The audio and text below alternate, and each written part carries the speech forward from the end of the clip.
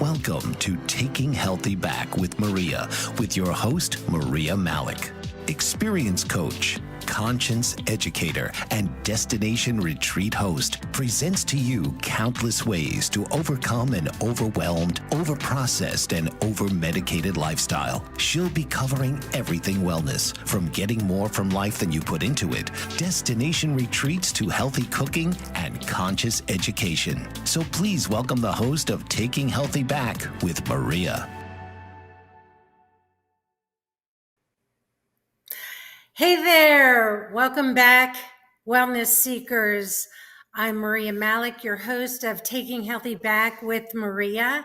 And here on this channel, I'm going to show you all different ways how you can live a full sensory life and overcome your overwhelmed, overprocessed, and perhaps over-medicated lifestyle. I like to start with spritz in my area to get things ready for the show. I have another great show for you today, and frankly, they're all going to be amazing because I'm going to introduce you to people and practices and methods that are going to help you live better in flow. I know we all want to, and how to take your health back if you live in a compromised situation. Our guest today, Debra Holz, wrote a book called Out of the Darkness, Aligning Science and Spirit to Overcome Depression. I know there's a lot of people out there who are suffering with depression, and the medication and the different methods that you've been working on are not working. How does this sound to you? This is from Debra. For 50 years, depression dictated what she believed, not only about herself, but also the meaning and purpose of life, faith, love, and death. Determined to end her life, everything changed in 2007 when an internal voice whispered, "What if there's another way to heal? What if there's another way to heal depression beyond traditional medical and psychiatric treatments?" So in this show, I want you guys to lean in to listen to Debra's story, a story of hope, change, and a renewed energy of life. Discover how you too can live depression-free. Welcome, Debra. How are you? I'm great. Happy to be here. Thank you. That's awesome. So I said a lot about, a little bit about your story. That was your own words, your own testimony. And give us a brief synopsis from where you were to now and the discovery you made, the amazing discovery you made. So. Okay. All right. So when you were just reading the introduction, I teared up because I remember so intensely that moment of despair. And when I have prepared everything, I was ready to end my life. No more fooling around. I'd done passive attempts at suicide for 20 years, and this time I was going to do it. So I was moments from doing what I had planned to do, and a thought occurred to me as you read, what if there's something you don't know yet?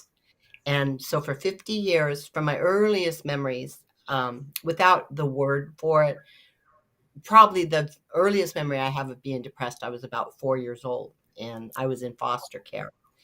And I had been treated by countless psychiatrists, innumerable medications, millions of hours of talk therapy, and I never felt better. And in fact, sometimes I would get worse because I had run out of hope. I had tried everything. And one thing I want to be very careful to say, and I qualify, is I'm not a psychiatrist, I'm not a physician, I'm not even a therapist. And what worked for me may not work for you, but this is what worked for me. I have been depression-free for 10 years. It's unbelievable to me. Fabulous. Yeah, I was never without depression. I mean, I managed to get through life somehow, but underlying everything, even the most joyous events of my life, like having my children, always underlying was depression, this notion of hopelessness and despair. And so at that moment, I pushed back the chair that I was at my kitchen table, and I gathered up all my notes that I had written to my children, and I Mm, stashed the ingredients for my impending suicide away, and I went upstairs and I Googled alternative ways to heal depression. And you would think that that would have occurred to me already by then. But either I was so, my brain was just so foggy from all the medication. At that point, I had been on 5 psych meds, and mhm, all that they really did was numb my pain a little bit, but mm, it didn't make anything better.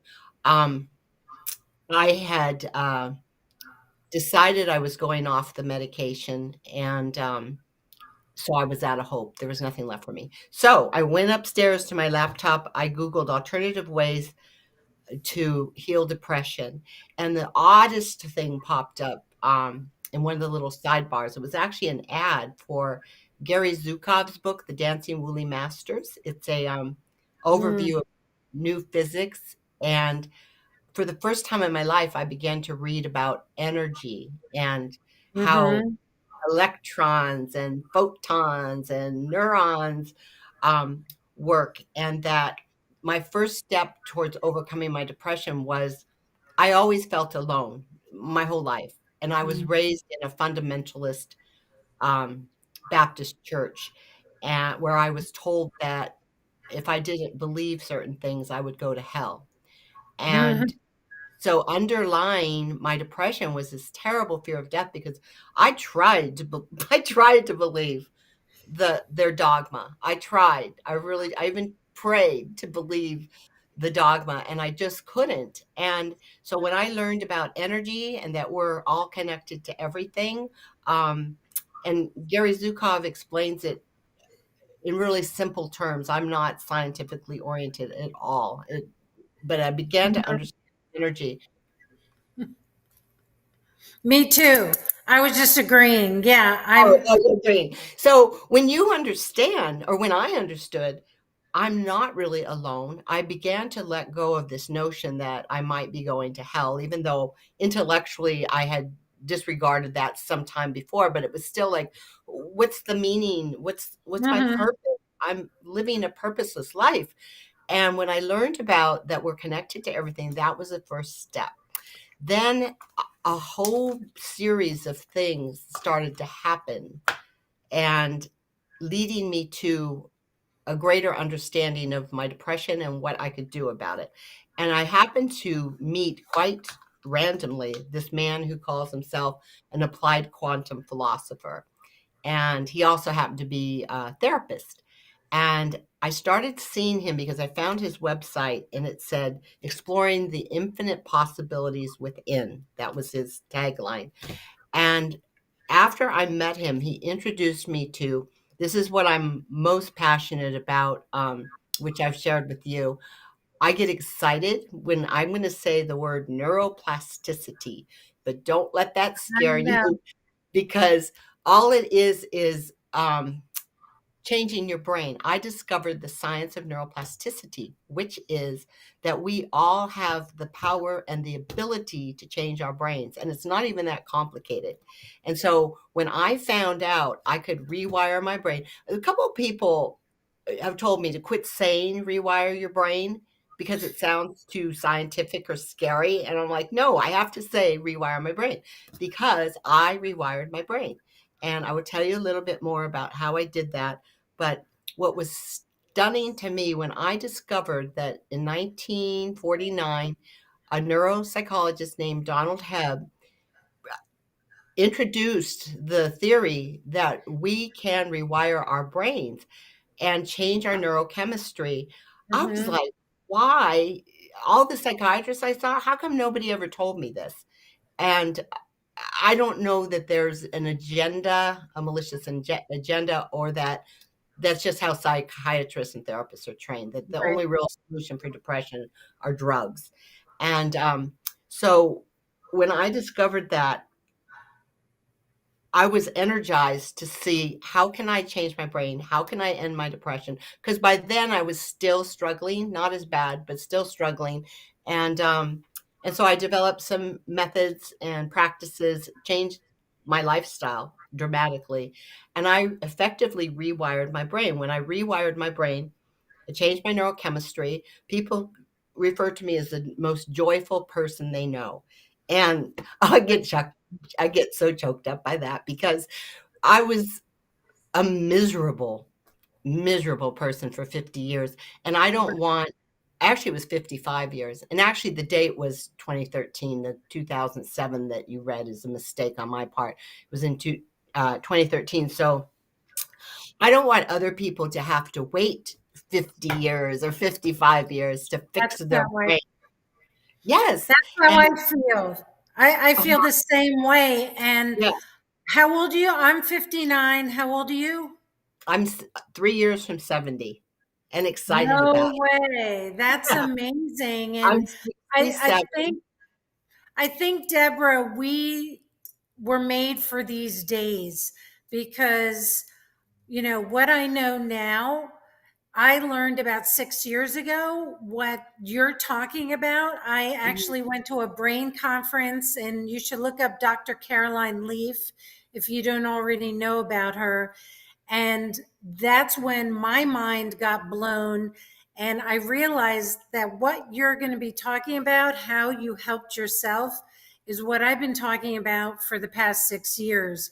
And I think you feel the same way, that once you know this knowledge, you can't unlearn You it, can't, and you can't.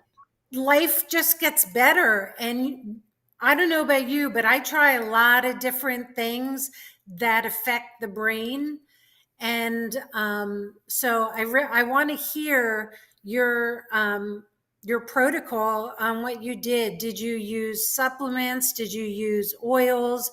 Did you use different exercises, or outside meditation, and all that kind of stuff? What are some of the things that you did to get to this point? Well, I will tell you, the first thing I want to explain is, you can change how your neurons firing and wiring is what basically, in simple words, creates your neurochemistry. So if you have a thought, let's say, I am a worthless, horrible person, which I used to think all the time. Of course, it's not true. Mhm. Your neurons in your brain will fire in a certain pattern.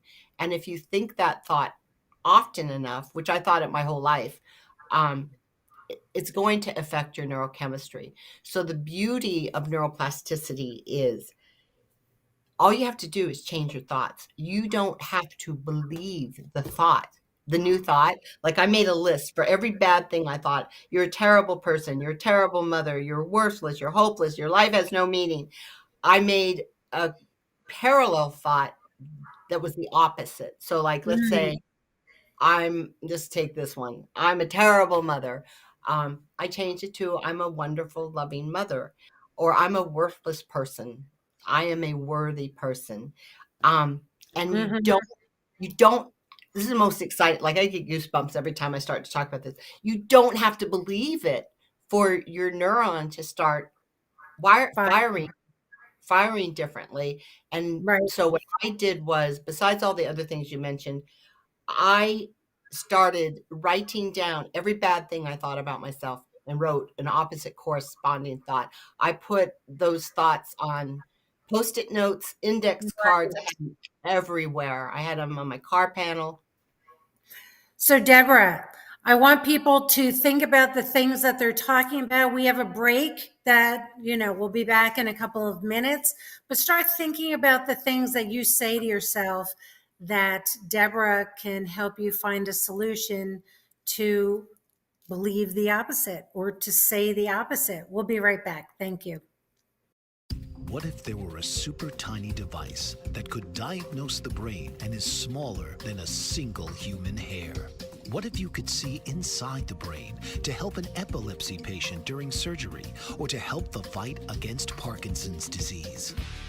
Dr. Patricia Broderick is proud to announce the Broderick Probe, a biomedical and electronic breakthrough. Imagine a probe to help with the understanding and potential cure of brain-related diseases. To learn more, listen live to the Easy Sense radio show with host Dr. Broderick, Wednesdays 7 p.m. Eastern on the Bold Brave Media Network and TuneIn Radio. And to help support the Broderick Foundation, please go to EasySense.com and learn how, with your help, we can fight these horrific brain disorders. That's EasySense.com to learn more and help support the Broderick Foundation.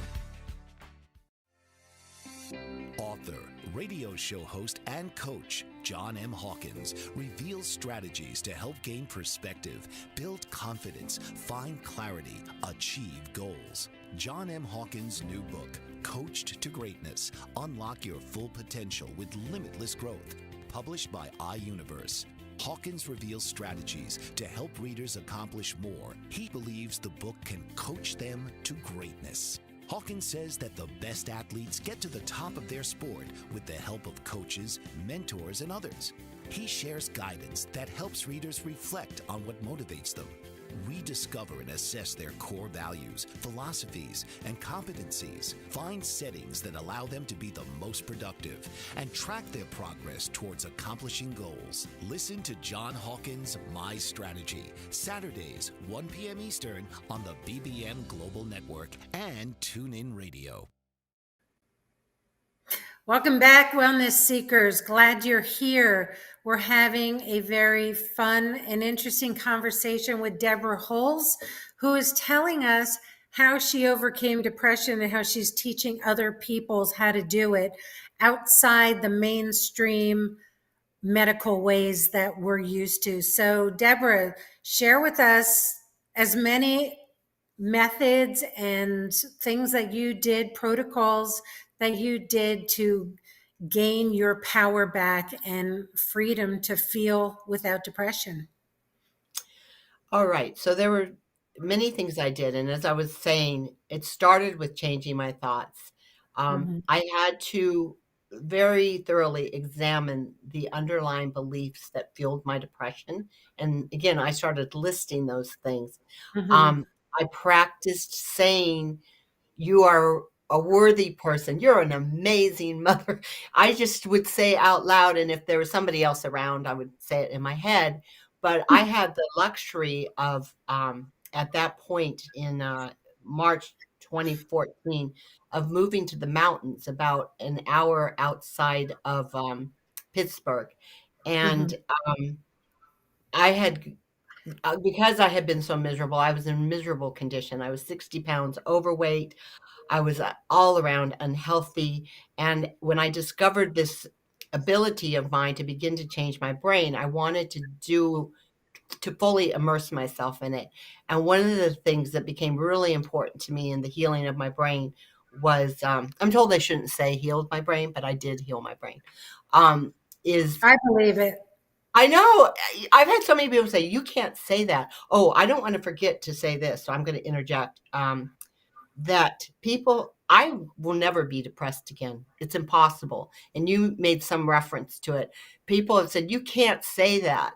I can say it because I have the tools. I still feel sad. In fact, I felt really very sad. But there's people don't really know. There's a demarcation between sadness and depression, and you don't have to go there. And people can say, well, it's biochemical, whatever. And it is. But once you have the tools, you can't unknow what you know. So it's impossible. And in any case, so I had to get my body in some sort of healthy condition. And I had let myself go so badly that I was literally on the edge of a state park, or actually national park, Forbes National Park. I step out the door and be in the woods on trails. The first day that I went out, my shin muscles contracted in pain, like in 50 feet, and I was out of breath. It was terrible. And so I worked my way up to I hiked in all kinds of weather, probably some weather I shouldn't have, like blizzards in the mountains. And I was averaging 9, 10 miles a day by within a few months. So first I had to get my body in order. I had to lose weight. I Mhm. gained it back, but I lost the majority of it. And then I had to I'm not a sit down meditation kind of person, but I Mhm. knew meditation was important. So I developed a walking meditation, which is effectively the Okay. same thing. I just don't sit still and meditate just to become really clear. Oh, this is so important. Really clear that my thoughts are not who I am. This is what I talk about in my book a lot. When I found out that my thoughts aren't who I am, that's like incredible because you don't have to believe your thoughts. And you also don't have to believe what anybody else tells you about you. That Right. who we are and where I really got this was in the meditation and just understanding that who I am is the observer of my thoughts. I am Mm. I am consciousness. And with that consciousness, I mean, in one moment, anybody can say it's like, I'm the worst person who ever lived. Well, then a few minutes later, I'm like, nah, I'm really not that bad. So, what is the truth? What thought is true? None of them are true because you can choose what your thoughts are and you can make the thoughts you choose, you can make true. Um, so the meditative quality was important. And then, of course, I had to focus on cleaning up my diet. And at the time, I was eating, when I was depressed, simple carbohydrates because they were easy to get to. And I also had to become part of a spiritual community, which I hadn't up to that point. So I got involved with some groups and some like-minded people. I started writing my book when I was in the mountains. And what else? Debra, I have a question. Mm, I just want to recap because what you're saying are many of the things that I tell my clients mhm. in that, I know our healing starts with the renewing of our mind, but like you said, you had to change your body because if you can't get out of the bed, how can you start pursuing who you are? So you changed your body, you changed your diet, you changed your habits. I'm sure you didn't do it all at one time. You took one thing at a time. You changed the people you were around. That's what it sounds like because you joined Yeah, a I left community. when I moved to the mountains, I left an 18-year abusive marriage, and it was important that I did that. But yeah, I had changed my Right. environment. And all this change, I'm sure, created a little chaos in your life because you had been living one kind of life that in this surviving an abusive situation. And you had to radically change your comfort zone, so to speak. And I'm mentioning all these things because so many times we talk to people who say that, well, all you have to do is this. There's so many components to the whole body, and you were addressing the whole body in your healing. And then when you, what it sounds like, got yourself strong enough, then you knew that you had what it takes to change your mind. So I don't want people to think that, you're just working on the brain, the brain, the brain. You're working on the whole body.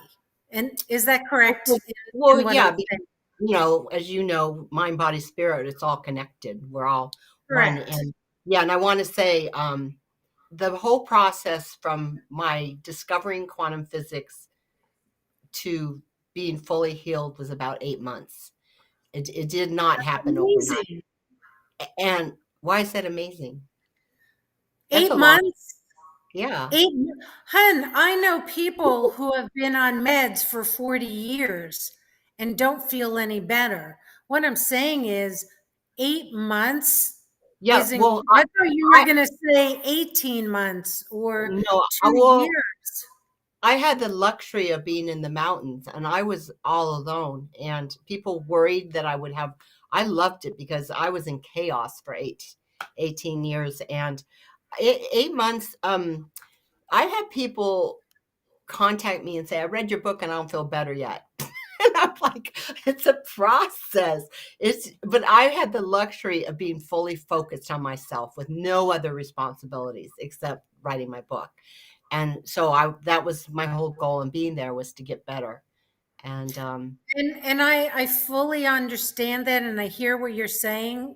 So first off, I know there's a lot of women our ages that are going through this, post uh, abusive relationship or divorce or death, empty nest. I'm finding women of our ages are going through what you talked about. But I also believe that people younger than you and I can achieve what you're talking about. And that's what I'm getting from your book is you want to give people the blueprint on how to do it sooner than you figured it out. exactly. And that's one of the things I say is that I don't want you to have to take 50 years or even 8 months. I mean, Exactly. it's still a process. You can't rush it. One of the things that I did do, which could sound a little scary to some people, but it was necessary. I faced my darkness very early in, they always say, go to the light, go to the light. Well, I had to face my worst fears. And I had this episode where I said, I'm always running from the darkness. And I turned around and faced it metaphorically. Like, what's the worst thing you think is going to happen to you? And just turned and faced it, absorbed it, found out there was light on the other side and there was nothing to be afraid of. 100%. And I know to you, it seems like 8 months is a long time, but from where I'm standing, 8 months is amazing. Like someone who has to lose 200 pounds, it's taking them longer than 8 months. You know what I mean? You're talking about changing your brain. And that's the beauty of what you're bringing to the table here is a lot of people just think it's never going to change. I'm going to be on these meds for the rest of my life. And you're giving everybody hope that there is something on the other side that we don't have. We're all going to be sad, but we don't have to suffer through it. And Yeah, I can visually see when there's something going on in my family that's been making me really, really sad. And so I'm not exempt from human emotions, but I can see there's a space between sadness and depression, and you don't have to go there. So I don't. well, yeah. And it, like you said, it is a choice. And granted, Yeah, there it are makes people people, really angry. People have gotten really angry when I've said that, but it is a choice. and that's okay because they're not ready for the message. Right. We have to meet people where they're at. And of course, there are chemical issues. And don't forget, our air is polluted, our food is polluted. People are on all-time high with taking medication. We're managing sickness instead of taking action to remediate that. And people think that going to the doctor is helping you get better, but it's really just a management. And that's why I love where you said you bridge science with spirituality. So can you talk a little bit about that? And actually, we're going to be going on a break in Mhm. about 30 seconds. And I just want you to think about sharing with people your discovery of science and spirituality and how we can align them. Yes. I think people think that they're separate, and even that we are separate in this world. And there is so much science now that proves that we're all connected. So we'll talk more about that when we get back. Science Thank is spirit. That's what I've just. Did you know that your beliefs create your entire reality, but it's the subconscious beliefs that do most of the creating?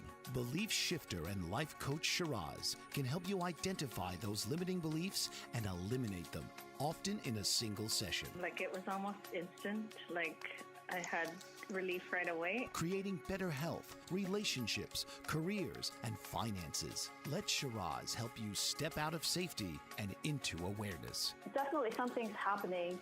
It's like a flow inside. It feels good. Whether in person or online, Shiraz provides personal coaching, belief shifting. Visit Shiraz at energeticmagic.com or call 416-529-7429.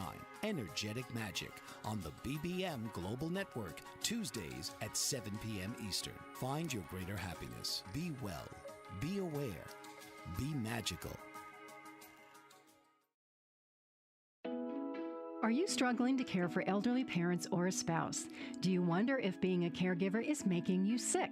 Are you worried about taking time off work to care for elderly parents and balance work, life, and caregiving? Has caregiving become exhausting and emotionally draining? Are you an aging adult who wants to remain independent, but you're not sure how? I'm Pamela D. Wilson. Join me for the Caring Generation radio show for caregivers and aging adults, Wednesday evenings, 6 Pacific, 7 Mountain, 8 Central, and 9 Eastern, where I answer these questions and share tips for managing stress, family relationships, health, well-being, and more. Podcasts and transcripts of the Caring Generation are on my website, PamelaDWilson.com, plus my caregiving library, online caregiver support programs, and programs for corporations interested in supporting working caregivers. Help, hope, and support for caregivers is here on the Caring Generation and PamelaDWilson.com. Welcome back, Wellness Seekers. I love this conversation today. I'm all about the brain, changing the brain. There's scripture out there that talks about healing being gone through the renewing of the mind. And that's exactly what Debra experienced, what she's talking about and sharing with us today. So Debra, talk to me about how you're bridging the gap and aligning science with spirit.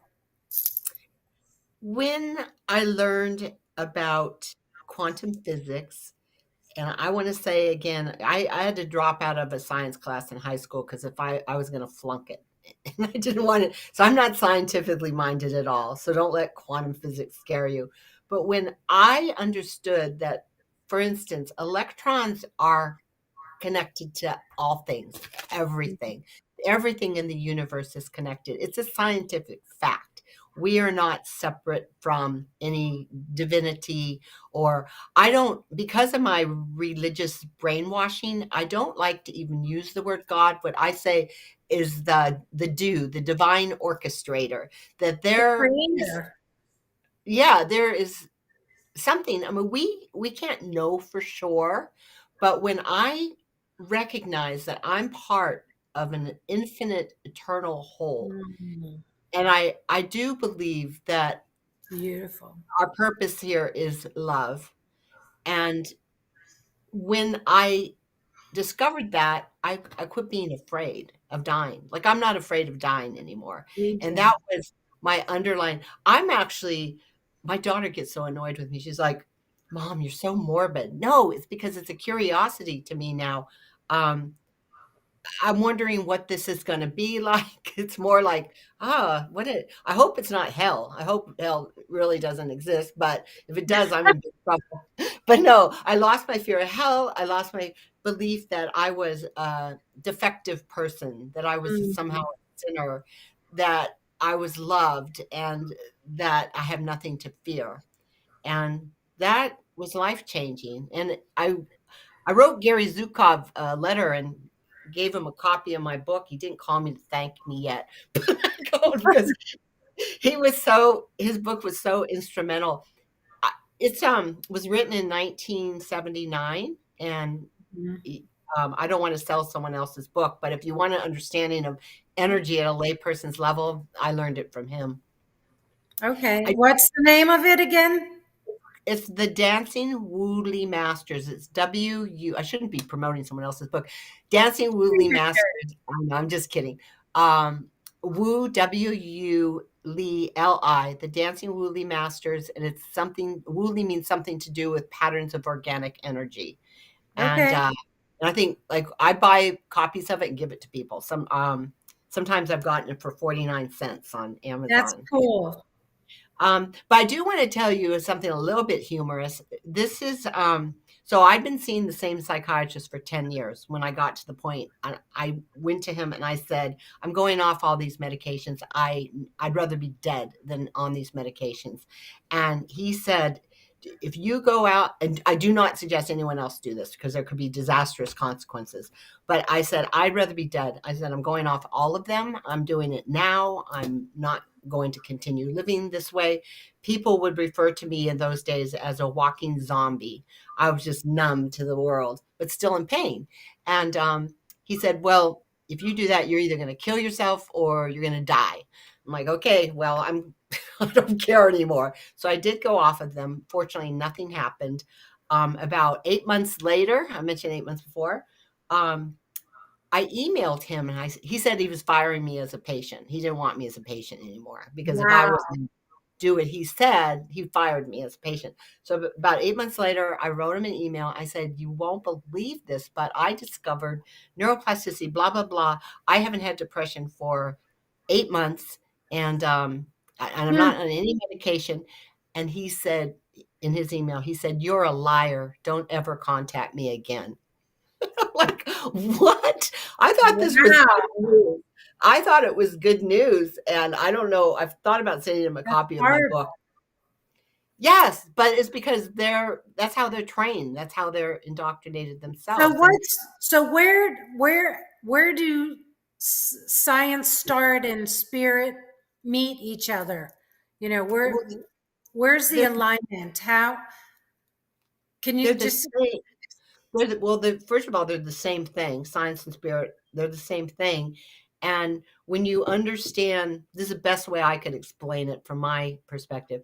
When you understand how science works and electrons and all that, um, it's all a spiritual experience. See, I told you I'm not a good science person, but when I understood how science works, I knew that was the answer. That was the truth about who I am. About It's very hard for me to explain this, but it's the truth of who I am, how the universe actually works. That there's nothing to be afraid of. And am I not answering it very clearly?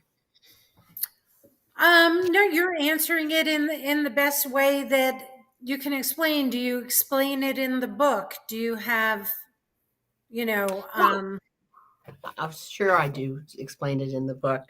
Um, Let me just see one thing here. well, what I'm understanding is that it's a profound experience Yeah, that it's a it's profound it's experience it's that's hard to put into really words. it's really what you're telling yourself, and it is a decision. You're telling yourself, hey, Debra, Maria, self, you are not these words, you are not these thoughts, and what we focus on expands. So if we're focusing on the lack and on the pain, then we're just going to get more of that. And Yeah, there's when very we bring the spiritual is really vibration, yeah. frequency, and and all that, and everything has vibration and frequency. Mhm, And it wasn't it Tesla, Einstein always talks about, true healing is in the quantum field. That's where it starts, and everything we do mhm. affects our environment. um, so you have to have some sort of belief in a creator or divine being, because what else is orchestrating what's going on? That's why I say the divine orchestrator. Albert Einstein said towards the latter part of his career, because he couldn't be outright about God, he said, you'll find God behind every door that science opens.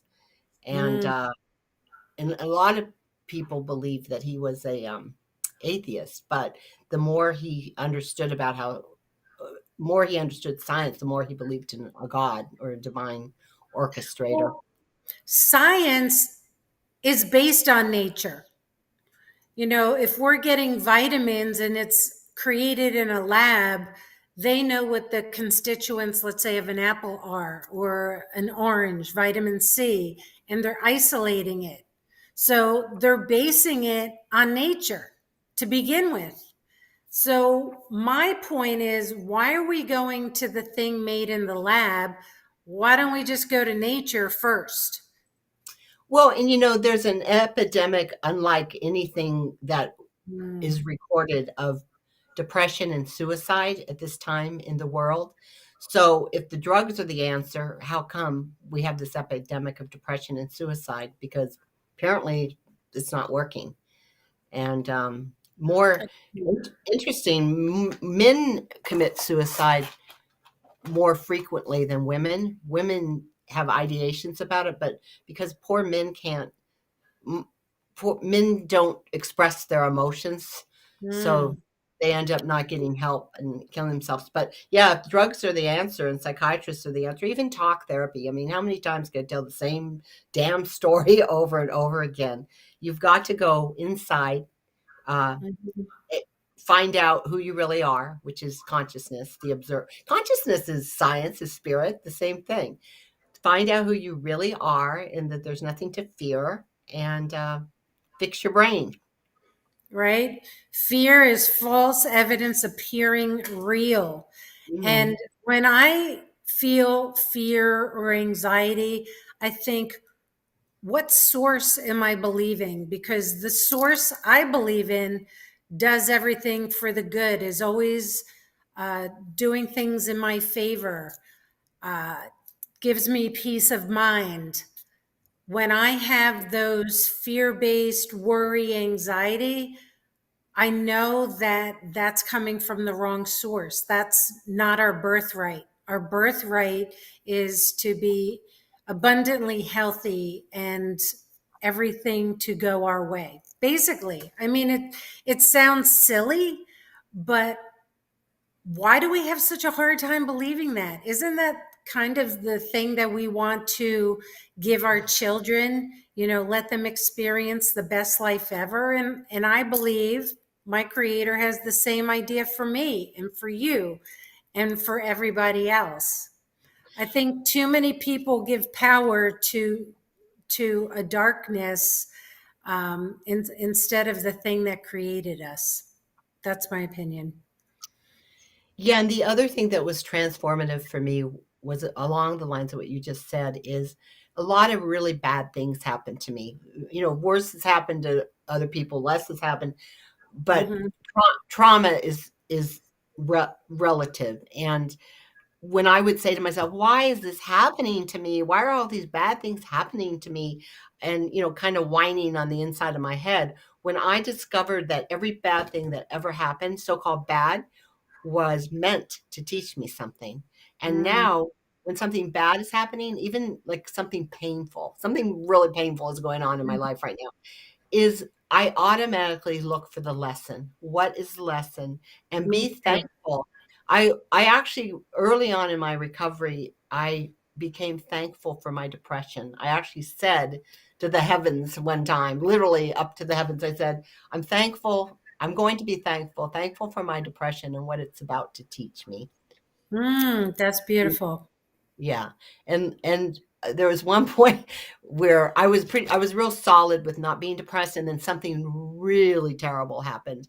Um, Somebody who I love got really sick in a Mm. disabling sort of way, and right before she got sick, I looked at the heavens and said, "Well, if suffering is meant to teach me, bring it on." And after that, two really Um, terrible things happened, but it was good because I wasn't depressed anymore, so I could handle the terrible situation without going down that dark rabbit hole, and I handled it. Wonderful.